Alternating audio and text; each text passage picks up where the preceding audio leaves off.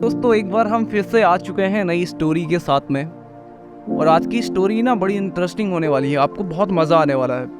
इतना मज़ा आपको आज तक की किसी भी स्टोरी में नहीं आया होगा, क्योंकि यहाँ पे एक सवाल है जिस सवाल का जवाब बहुत अच्छे से दिया गया है। आपके सवालों का जवाब भी शायद आज मिल जाएगा आपको। अब इसके पीछे बहुत बड़ा लॉजिक है। अगर ये लॉजिक समझ लिया तो आप अपने घर में हर एक इंसान को भगवान से मिलवा सकते हो।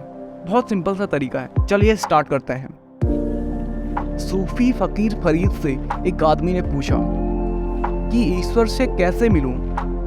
फरीद ने कहा, मौका लगा तो मिला दूं। वो आदमी थोड़ा घबराया, थोड़ा डरा। इतनी तैयारी के साथ आया भी नहीं था।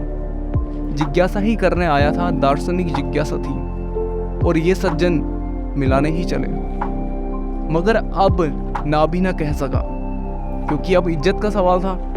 थोड़ा झिझकने भी लगा। कहा, कल आऊँगा।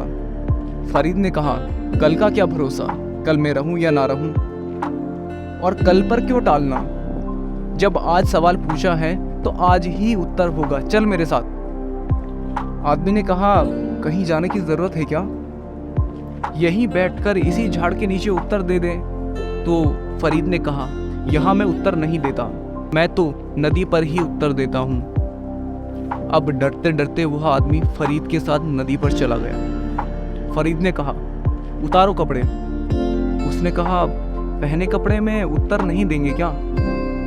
उसने कहा कि नहीं, पहले डुबकी मार, स्नान कर, पवित्र हो ले। बस मौका भर मिल जाए मुझे एक, ऐसा उत्तर दूंगा कि सदा के लिए, बस फिर कभी नहीं पूछेगा। आदमी डरा तो बहुत, लेकिन अब भाग भी नहीं सकता। अब यह आदमी सामने खड़ा है, यह भागने भी नहीं देगा। इतना आसान दिखता भी नहीं है। और अब यह इसी में सार है। हुज्जत करने में कोई सार भी नहीं, इसी में सार है। और यह मस्त ताकतवर फकीर था।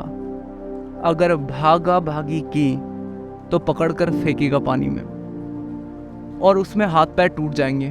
चुपचाप कपड़े उतारकर उस आदमी ने डुबकी मारी, और जैसे ही डुबकी मारी, फरीद उसके ऊपर सवार हो गया और उसको पानी में दबा दिया।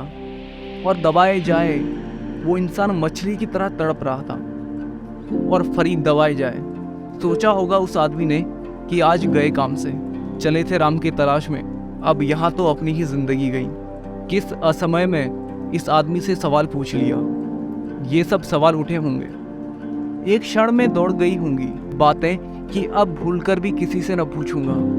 सब सोचा होगा, मगर अभी तो सवाल यह है कि बाहर कैसे निकले, कैसे इससे पिंड छूटे। और यह आदमी मजबूत है और दबाए जा रहा है, दबाए जा रहा है। लेकिन जब मौत की घड़ी आ जाए तो कमजोर आदमी भी बड़ा ताकतवर हो जाता है। सारी शक्ति उठाती है, चुनौतियां सारी उठाती हैं। और उसने भी सारी ताकत लगा दी। था तो दुबला पतला आदमी, लेकिन उसने भी सारी ताकत लगा दी। इतनी ताकत कि उसने इस मस्त फकीर को फेंक दिया और निकल आया पानी के बाहर। हाफ रहा था, आंखें लाल हो गई थी। फरीद ने पूछा, एक बात पूछूं?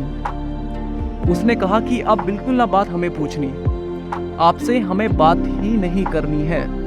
उसने कहा कि हम कोई उत्तर नहीं देंगे।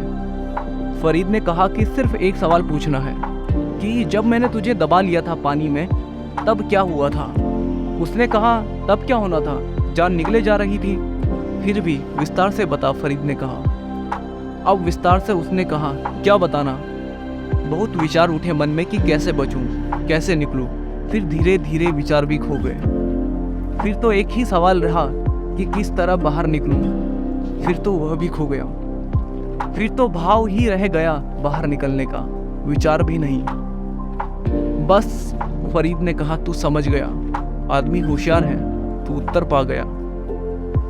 जिस दिन परमात्मा को पाने का भाव ही रह जाएगा, शब्द नहीं, विचार नहीं, उस दिन मिल जाएगा। और अगर भूल जाए कभी भी, फिर आना, मगर उत्तर मैं हमेशा नदी के किनारे देता हूँ। ऐसे कम ही लोग आते हैं, कभी कभी आते हैं। जो एक दफ़ा आता है दोबारा नहीं आता। या तो उत्तर मिल ही जाता है, या फिर उसको उत्तर की तलाशी छोड़ देता है। तू जब भी चाहे हम हाजिर हैं। हंसा तो मोती चुगे। तो दोस्तों कैसी लगी आपको स्टोरी? आई होप आप लोगों को मज़ा आया होगा स्टोरी में। तो चलिए आपके लिए लाते रहेंगे इसी टाइप की स्टोरी। अगर आपको अच्छी लगी हो तो लाइक शेयर कमेंट ज़रूर करिएगा, और क्या लर्निंग्स आपने इस स्टोरी से ली है तो ज़रूर बताइएगा। और हाँ, जाते जाते एक बात मैं आपको बता दूं कि आपके घर में, परिवार में, फ्रेंड सर्कल में जितने भी लोग होंगे जो भी ईश्वर से मिलना चाहते होंगे, उन सबको ये तरीका ज़रूर आजमाइएगा। चलिए ये सारी तो मजाक की बातें हैं। मिलते हैं नेक्स्ट वीडियो में। Wish you all the best. Thank you so much.